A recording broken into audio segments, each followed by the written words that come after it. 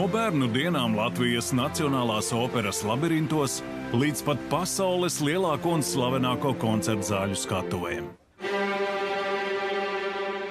Dzīve kā simfonija, kas pilna talanta kaisles un nelokāmas uzticības mūzikas spēkam.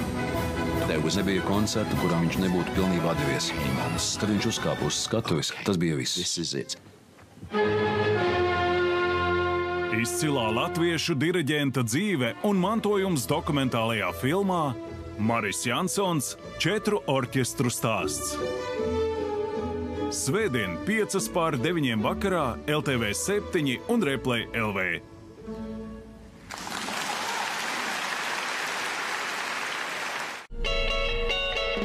Koncerta vai šaha spēles laikā, planējot gaisā, spēlējot golfu, rehabilitācijas klīnikā.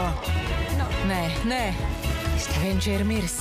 Noziedznieki savus upurus atrod visur. Nācās izvēlēties starp mīlestību un naidu pret tēvu.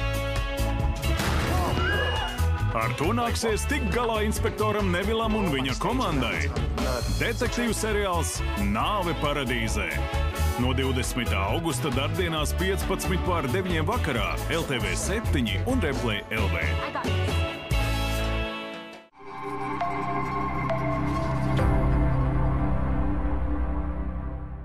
Jaunais Rīgas teātris piedāvā kinofilma Baltais helikopters ar Mihailu Barišņikovu pāvesta lomā.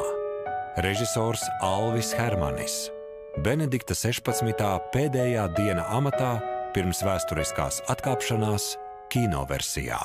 No 9. augusta JRT Lielajā zālē.